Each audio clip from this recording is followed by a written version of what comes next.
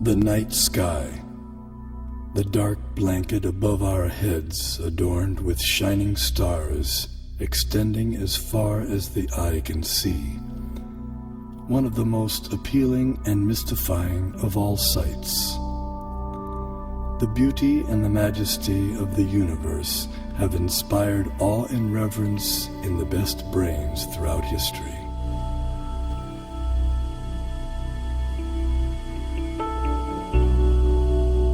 There is a perfect brain behind all the natural physical laws. This most beautiful system of the sun, planets and comets could only proceed from the counsel and dominion of a powerful and intelligent being.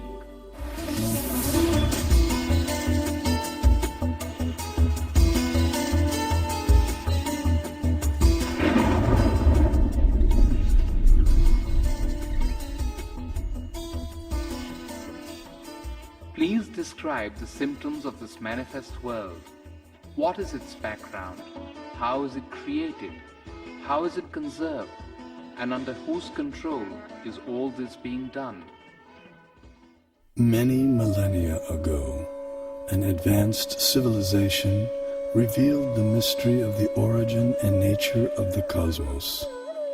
The term Vedic refers to the civilization of ancient India. Angkor Wat, the world's largest temple complex, with walls nearly 1/2 mile on each side, was built between 1112 and 1150 AD in Cambodia.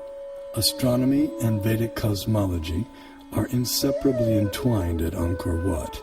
The central towers represent Mount Meru, the cosmic axial mountain.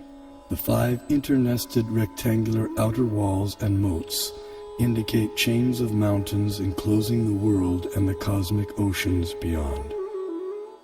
Science Journal noted that Angkor Wat had encoded precise calendrical, historical, and cosmological themes into the architectural plan for the temple.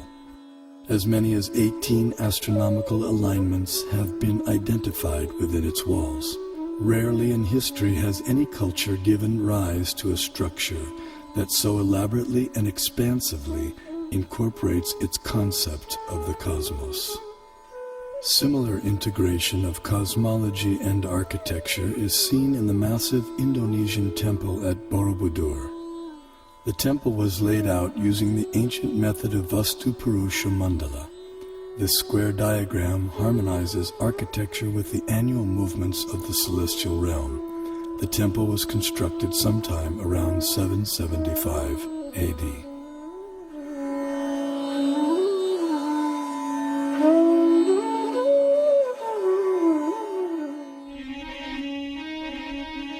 His Divine Grace A.C. Bhaktivedanta Swami, also known as Srila Prabhupada, author of 84 books on Vedic knowledge and founder of the International Society for Krishna Consciousness and the Bhaktivedanta Institute. He desired to erect the world's largest planetarium depicting Vedic cosmology through modern technology. He hoped that this gigantic virtual 3D animated model would give the contemporary world access to the Vedic cosmos.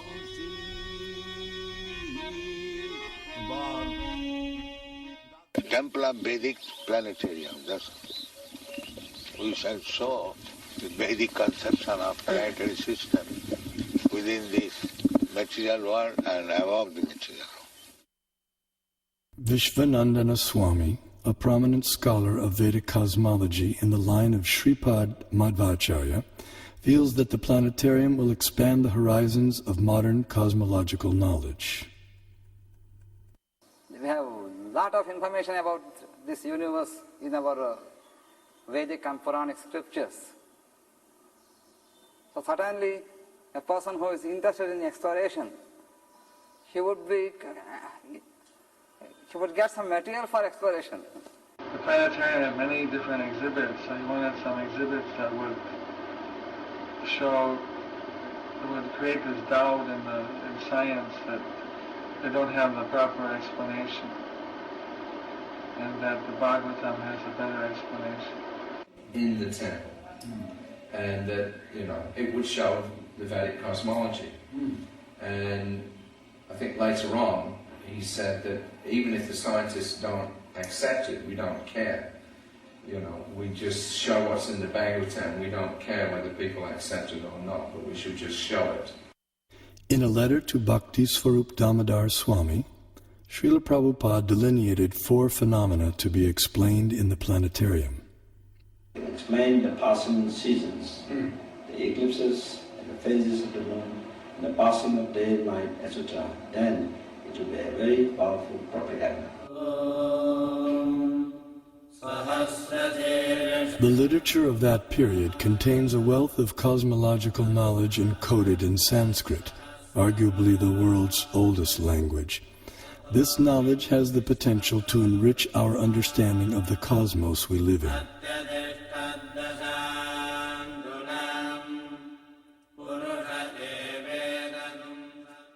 A fundamental principle of Vedic cosmology is the existence of a dual reality, material and non-material. Here we see the non-material sky filled with innumerable planets of permanent stature.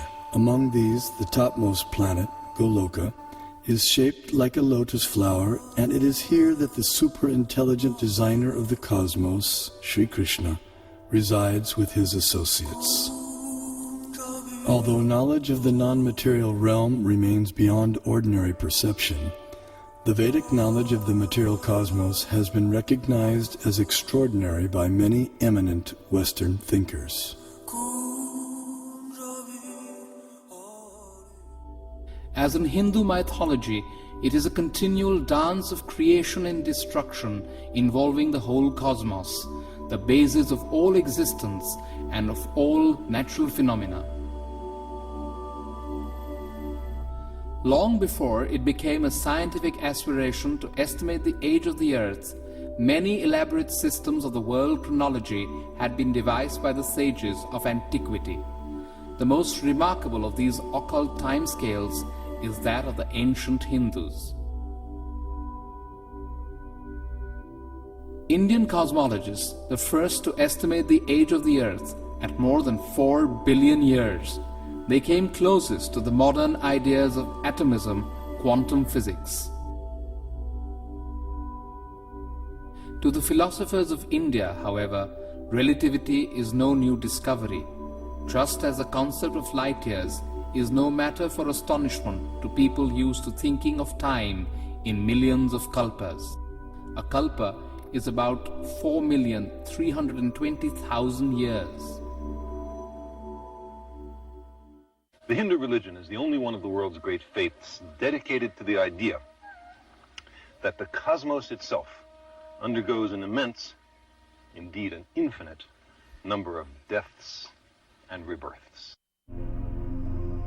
Thus, the Vedic literatures answer the question whether the cosmos always existed or it had a beginning. The temporal arena of repeated universal creations and destructions exists in a corner of the non-material sky.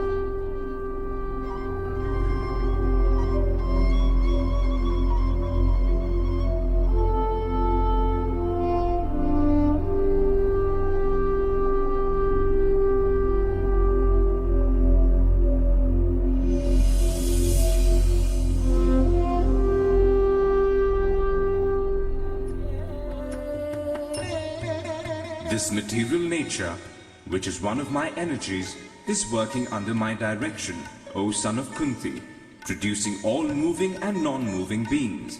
Under its rule, this manifestation is created and annihilated again and again. The only religion in which the timescales correspond, no doubt by accident, to those of modern scientific cosmology. Its cycles run from our ordinary day and night to a day and night of Brahma. 8.64 billion years long, longer than the age of the Earth or the Sun, and about half the time since the Big Bang. And there are much longer time scales still. The material universe works on the principle of relative time. As such, a day of Brahma equals 8.64 billion years by earthly calculation. Since Brahma has passed half of his lifetime thus far, the age of our universe turns out to be approximately 155 trillion years.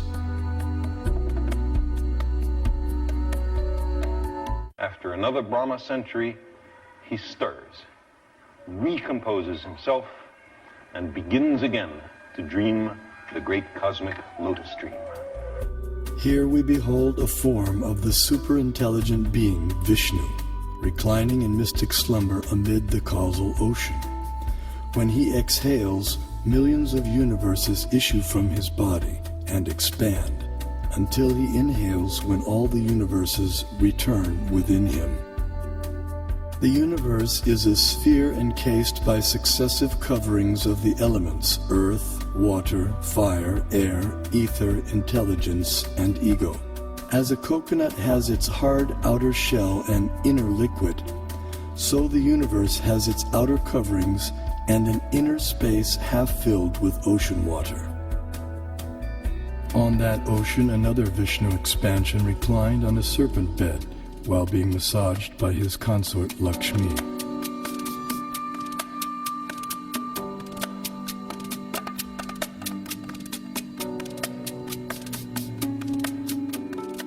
From his navel arose a lotus on which Brahma was born.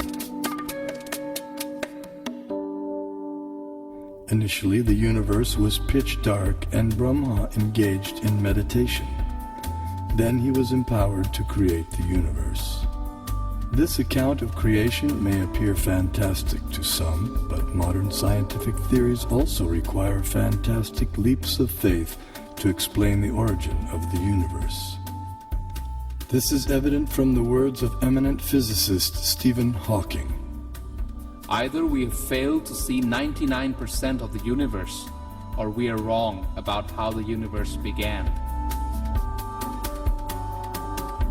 Vedic cosmology explains that the universe is made up of 14 vertically arranged planetary systems, or lokas.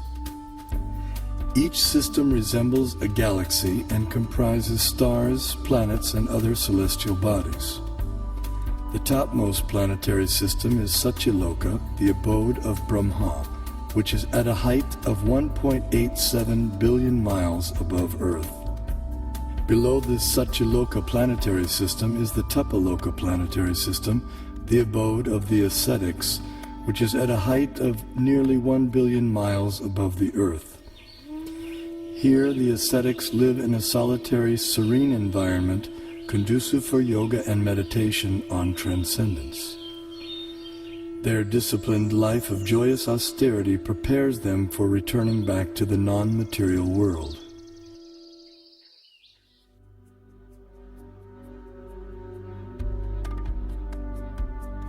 As we move down from Tapaloka, we pass through Maharloka and Janaloka until we reach the Svargaloka planetary system, also known as heaven.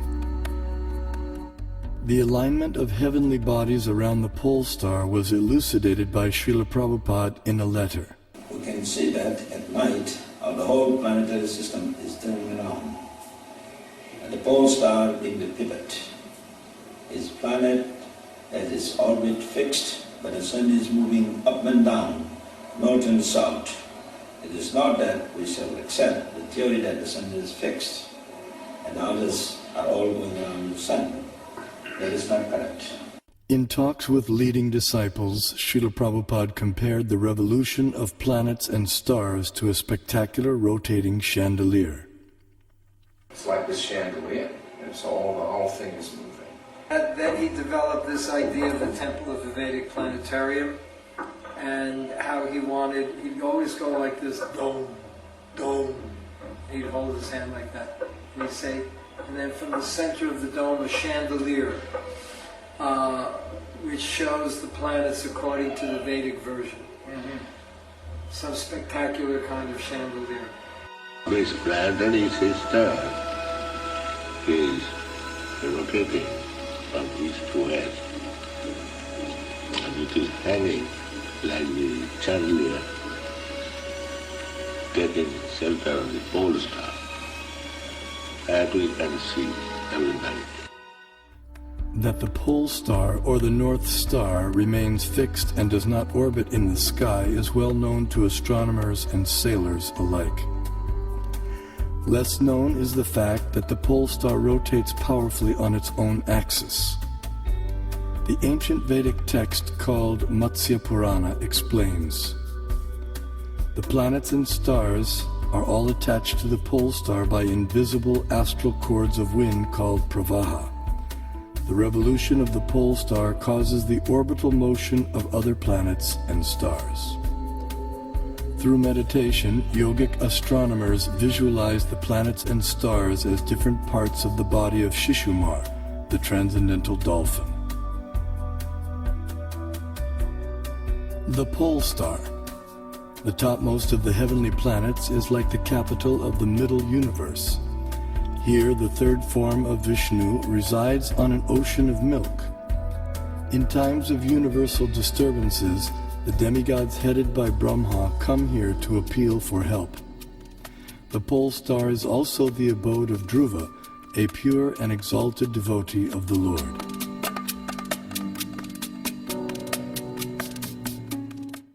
Now let's look at the workings of our solar system.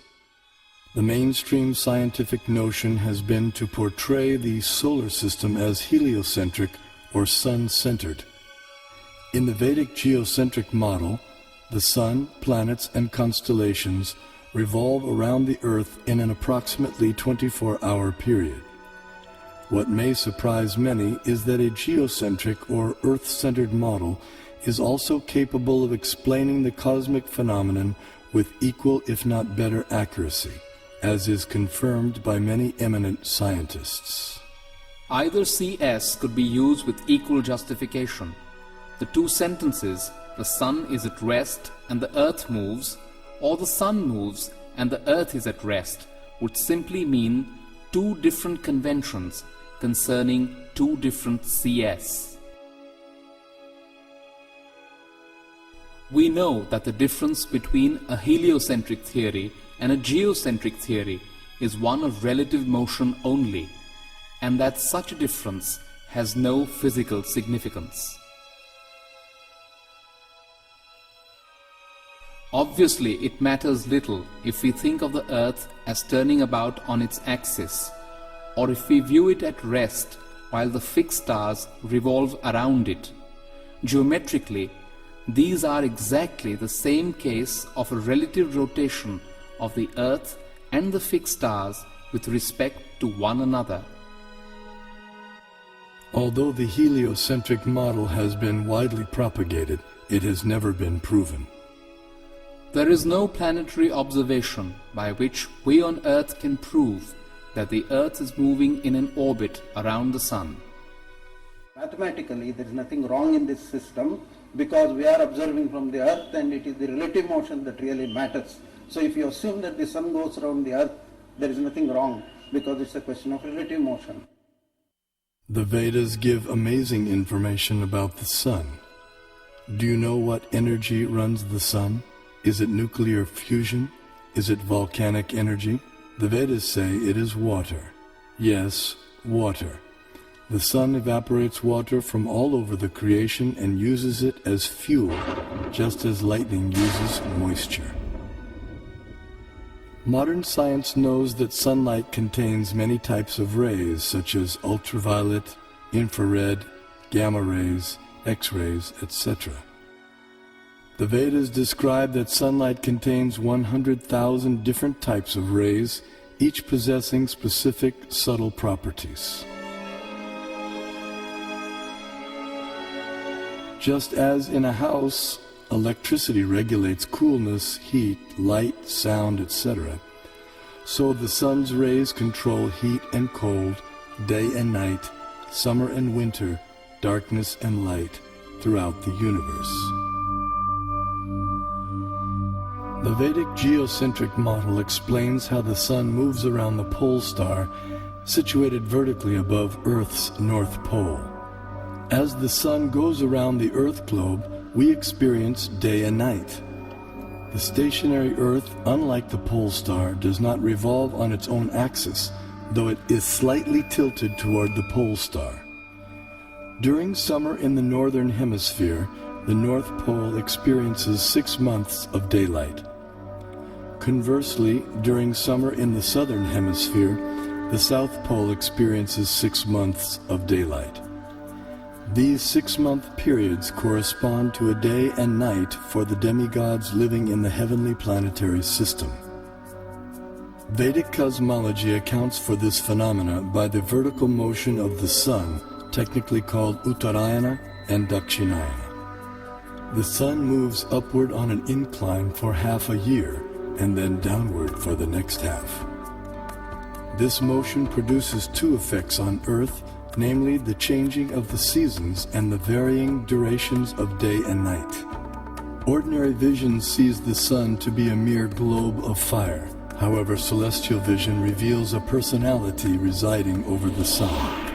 His name is Vivasvan, and he rides on a golden chariot pulled by 7 divine horses at a speed of 16,000 miles per second. The chariot has 1 wheel which moves on celestial Manasottara mountain. The horizontal shaft is linked to the axial hub of the universe, Mount Meru, and the diagonal shaft is linked to the pole star. With each circular path, the wheel gradually moves laterally inward for 6 months and then outward for 6 months.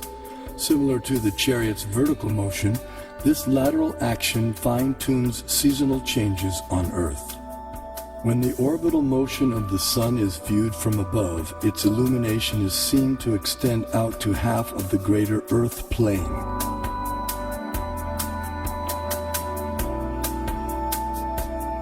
During its orbit, the sun passes over the 4 cities situated in the 4 cardinal directions. The city over which the sun is passing experiences noon, and the city in the opposite direction experiences midnight. The 2 other cities experience sunrise and sunset. The zodiac is a conceptual celestial plate encompassing the entire sky. Like the face of a clock, the zodiac is divided into 12 divisions of 30 degrees each, called signs of the zodiac, or rashis. Each named according to the constellation of stars residing within them. These signs serve as a set of reference markers for measuring the movements of the moon, sun, and the planets. The zodiac completes 1 clockwise revolution of 360 degrees in every 24-hour period. The moon travels through the zodiac, but due to its slower angular velocity, it completes only about 347 degrees in 24 hours, falling behind by about 13 degrees.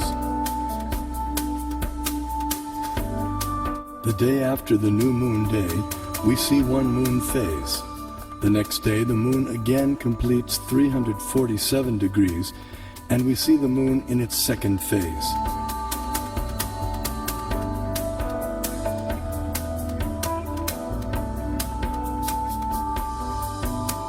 In this way, the moon appears to travel in the opposite direction through the zodiac. This is also called retrograde motion. Thus, the phases of the moon increase each day for 15 days until the full moon. Then the moon's phases decrease gradually by 1 phase each day until the dark moon night. The Srimad Bhagavatam describes the vertical positions of the planetary orbits. First above the Earth plane is the Sun at a height of 0.8 million miles. Next higher comes the Moon at 1.6 million miles, followed by the Nakshatras, 28 stars, at twice the height, then Venus, Mercury, Mars, Jupiter, Saturn, Saptarishi constellation, and then finally the pole star at a height of 30.4 million miles. Although the Sun is 0.8 million miles above the Earth plane, its horizontal distance from the Earth is much greater. Although varying with the seasons, the mean Earth-Sun distance works out to be approximately 100 million miles. 80,000 miles below the Sun is a dark or invisible planet named Rahu. When this planet comes between Earth and the Sun on the new moon day, or Amavasya, while the moon is in the same conjunction or straight line, a solar eclipse takes place. The eclipse is full for those on Earth who are situated in line with the conjunction, while others may see it partially. Similarly, when Rahu comes between the Earth and the Moon on the full moon day, or Purnima, while the Sun is in the same conjunction, a lunar eclipse takes place. This is seen by anyone on Earth who can see the Moon. The eclipse is either full or partial depending on the movement of Rahu. At least 5,000 years ago, the Vedas were able to predict eclipses precisely. This science is still used today with the same extraordinary accuracy. Science is defined as systematized knowledge of things around us. So if we prove that Vedic cosmology is systematized knowledge, that would prove, in other words, scientific nature of Vedic cosmology. Modern cosmic science is only a few centuries old, whereas our Vedic cosmology is several thousands of years old. So the modern science certainly cannot be a base for ancient Vedic cosmology. Vedic cosmology presented from the Vaishnava point of view and as based on the Vedas, we will find appreciation by real scientists because it has its own scientific basis. Science has always changed. Over the centuries, one theory after the other has come and replaced the former theory. And what is prevalent, everyone has accepted. But Vedanta doesn't change. Do you say that these modern scientists have found out everything in this universe? They have not explored all the possibilities in the field of cosmology. Only they have explored to some extent. They have seen through this Nalika Yantra or the telescopes and microscopes, etc., which are having their own limitations. And people getting the information through limited devices, can they say they know everything? I don't agree with this particular point at all. Kepler put Sun at a distance of 30 million miles from Earth, but the modern scientists placed the same Earth at a distance of 93 million miles. In 1930, Pluto came into existence. 2006, it vanished. To realize the vision of the Vedic planetarium, Srila Prabhupada wanted a diagram depicting the structure of the universe. To this end, he engaged devotees and artists in drawing maps according to Srimad Bhagavatam. Those three, and I was doing maps. We had some big pieces of paper, and then after this, I was there for discussions, and I would take some notes, and then try to make these maps. They were present sometimes while I was making the maps. Other times I would make the maps on my own. And I only think there were about 3 or 4 maps from Bhumandala. But, so I made this one big map. One of the maps was the concentric overview of Bhumandala. Simultaneously, Srila Prabhupada sent out leading students to find a competent Vedic astronomer. After extensive searching throughout India, finally on April 30th, 1977, a reputed South Indian pundit was brought to Bombay, India to meet Srila Prabhupada. In the 5th canto, there is a description of the planetary system. Yes. So we want a diagram to kindly help us. This planetary system is hanging. Yes. Urdhva Mula Dhosaka. Same thing is explained in the Srimad Bhagavatam. How it is hanging and where a different situation of the planets and plateaus and hills. So, as far as the book is concerned, kindly make a diagram so that we shall exhibit. Because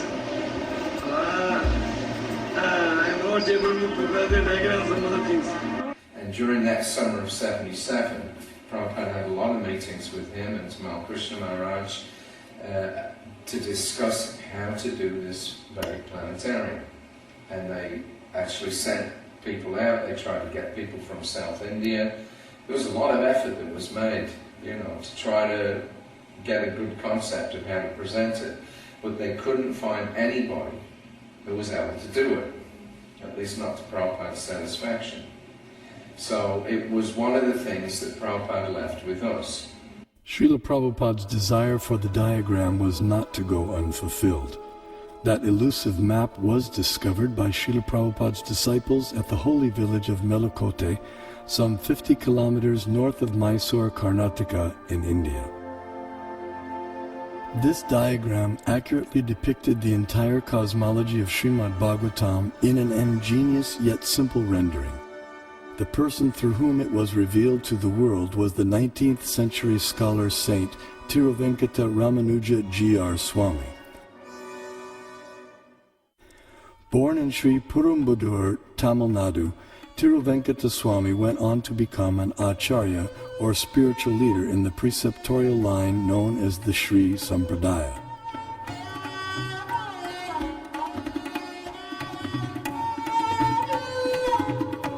He spent several years of his life in Melakote, which 900 years earlier had been the residence place of Sripad Ramanuja Acharya, the most prominent acharya of the Sri Sampradaya. At Melakote, in the 1,000-year-old temple, Tiruvenkata Swami studied and taught the Vedas and also worshipped the deity of Tirucheluva Narayan.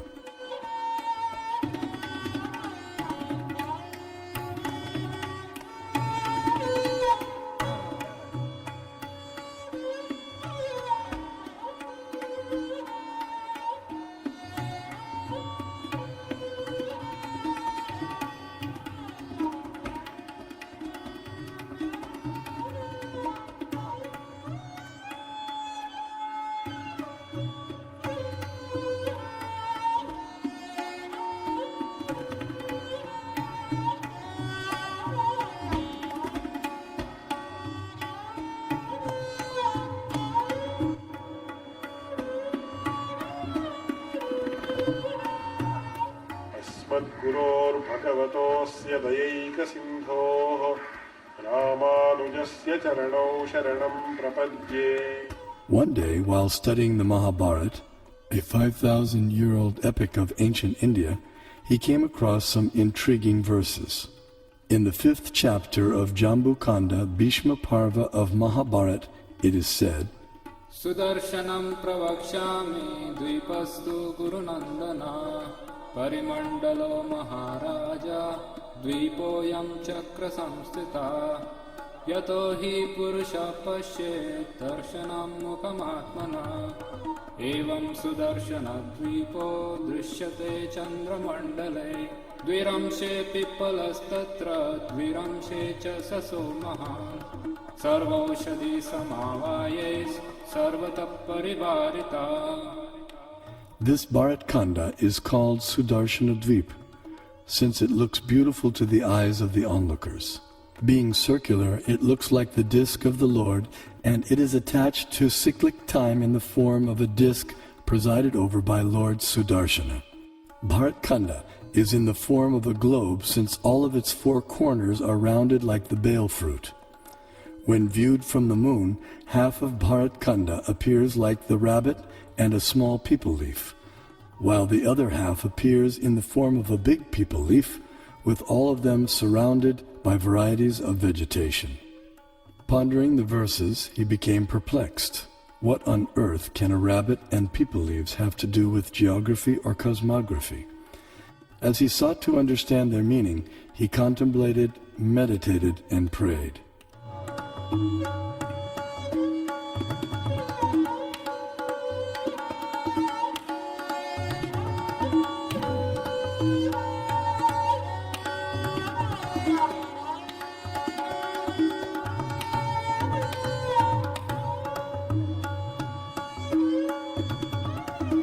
Finally, by divine inspiration, He sketched a drawing of the rabbit and the peepal leaves, but still remained mystified about their connection with the Earth's geography.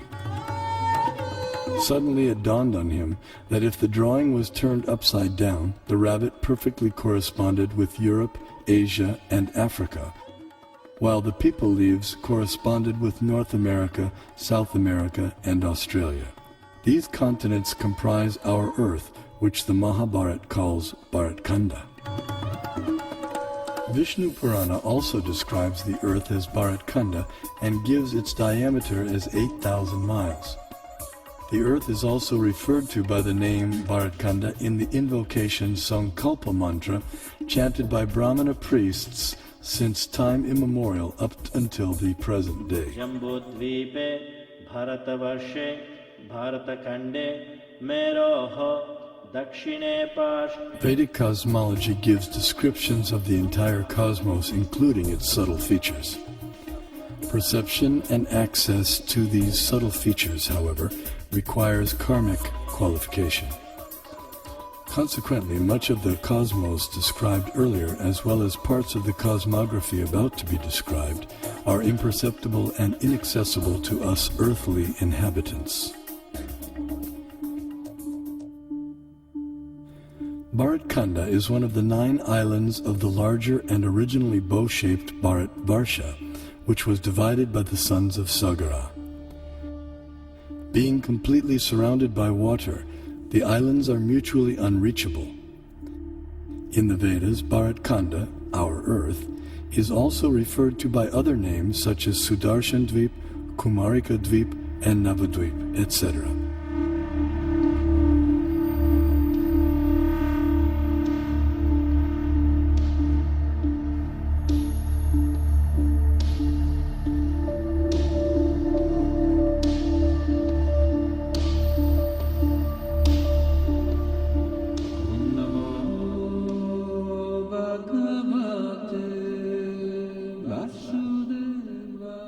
In Bharatvarsha, the famous mountains known as the Himalayas are tall and immovable.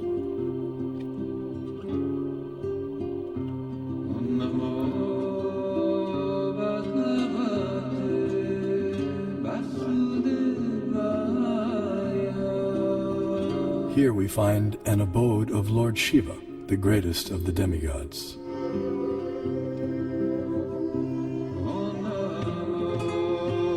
In the center of Jambudvip stands the most extraordinary divine golden mountain called Meru. Meru is shaped like an inverted cone, and it is the sporting place for the demigods. Around Meru are many supporting mountains called Kesara. Jambudvipa is 0.8 million miles in diameter and is surrounded by the saltwater ocean of the same width. On top of Mount Meru is a resort of Brahma called Manovati. The famous celestial river Ganges descends to the center of Manovati and then flows out into 4 directions. Surrounding Manovati in the 8 directions are the resort cities of the chief demigods. One of these cities is Amaravati, the resort of Indra, king of heaven. King Indra lives here in majestic opulence, attended to by musicians, dancers, and reciters. This is what you call as Brahmasudana, the place of the palace. Knowledge of Meru and the cosmography of the greater Earth has been preserved and taught carefully by learned scholars in the preceptorial line known as the Madhva Sampradaya.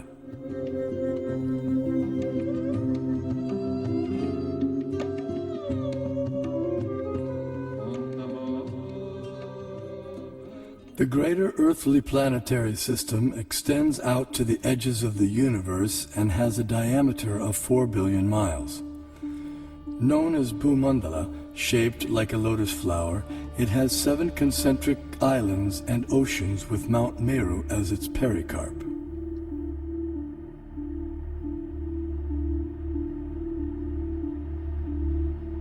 The 7 oceans respectively contain salt water, sugarcane juice, liquor, clarified butter, milk, emulsified yogurt, and sweet drinking water. Sometimes Vedic cosmology is misconstrued as portraying the Earth to be a flat disk. This flat Earth misconception arises partly due to our inability to understand Vedic nomenclature. A single object may be referred to by several names, and a single name may refer to several objects.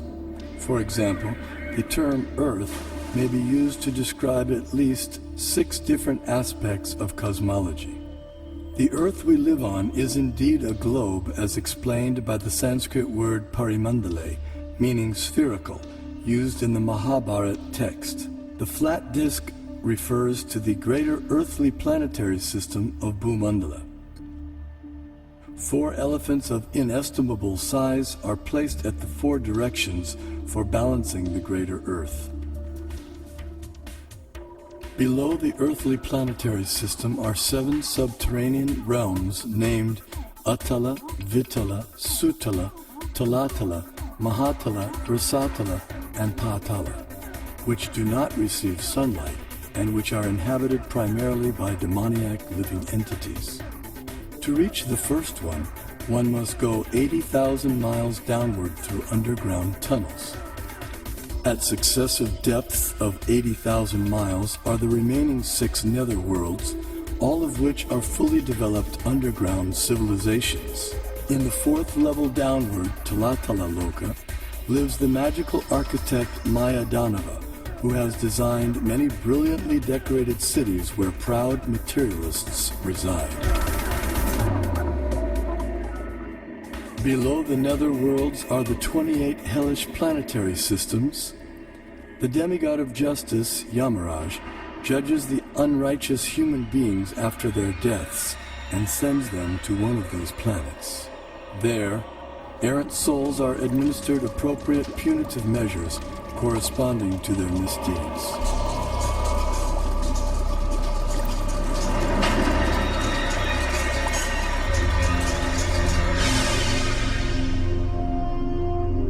The earthly and subterranean planetary systems rest upon one of the hoods of the gigantic divine serpent, Shesha. Shesha in turn is held up by the colossal transcendental tortoise, Kurma. And Kurma resides in the ocean that fills half the universe.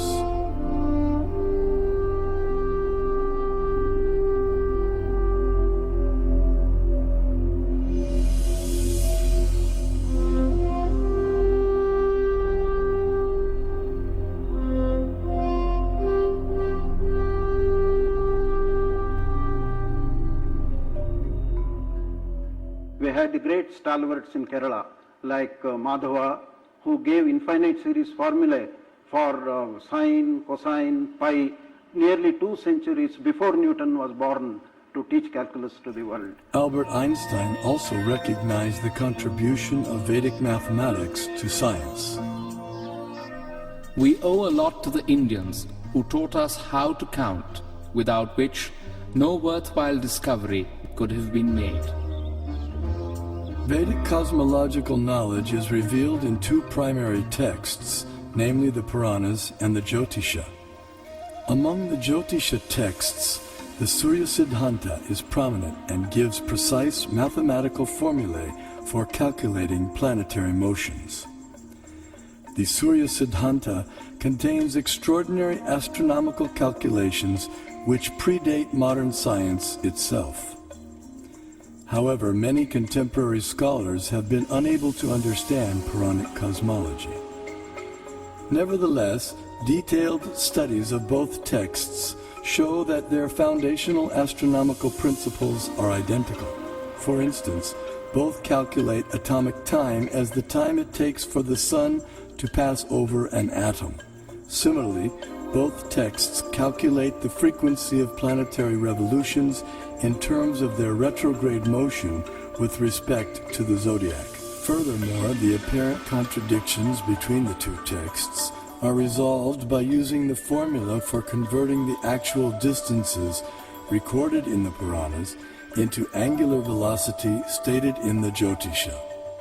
This Surya Siddhanta, originally spoken ages ago by Surya, the sun god, was translated and commented upon in the 20th century by the brilliant astronomer named Bimala Prasad Siddhanta Saraswati. The Vedic thought should be preserved. If you are not able to interpret, someone will interpret at a later stage. After a millennium, let someone come and interpret. We have to preserve that. The Vedic thought, Vedic knowledge has to flow from generation to generation. I feel that there should be a planetarium strictly according to Vedic cosmology, and once the planetarium is constructed, probably at least we'll give a chance to those people to comment upon it and to discard it or to accept it, etc. Vedic planetarium apparently appears to be different from the ideas of the modern scientists. But what is more important is whether Vedic planetarium idea by itself is scientific. If it is scientific, the modern scientists will have to revise their ideas about their own planetarium. That is, planetary is required on all these things. Give you a vast knowledge of the universe and so on for so many people. So you are only, you are the one, not only the person to enjoy, you will allow all others to know about it. So that is really a commendable work and has to be done. If you construct a planetarium, according to our Bhagavatam, so a Westerner who is wise and who is after discovery, certainly he will be interested in this. There is a famous proverb, one figure is worth 1,000 words. I think I can extend this proverb. One model is worth 1,000 figures. Even if you put a number of figures, you will not get the correct picture. So if you consider a three-dimensional model, certainly we can perceive things better. Albert Brush Ford, the great-grandson of automobile magnate Henry Ford, speaks about how he became involved with the Vedic planetarium. I was in Detroit in 1976. We had purchased the Bhaktivedanta Cultural Center and had spent a year getting it fixed up, and Prabhupada came for a visit. And so it was his first visit there, and he was entertaining some guests up in his room at the Cultural Center. And he was explaining to them about the Vedic planetarium. And so after he talked to them for a while, he turned to me and he said, so how do you like this idea about Vedic planetarium? And I said, that's a very nice idea, Srila Prabhupada, because it sounded like a very interesting idea. And so he said, kind of half jokingly, okay, you can help finance. You know, and then we all laughed, myself and some of the other devotees had a good laugh. But just at that moment, someone took a picture. So I had, at home, I have that picture sitting on my desk. So at that moment, Prabhupada planted the seed that I should be involved in helping to finance the Temple of Vedic Planetarium. So 30 years later, here I am.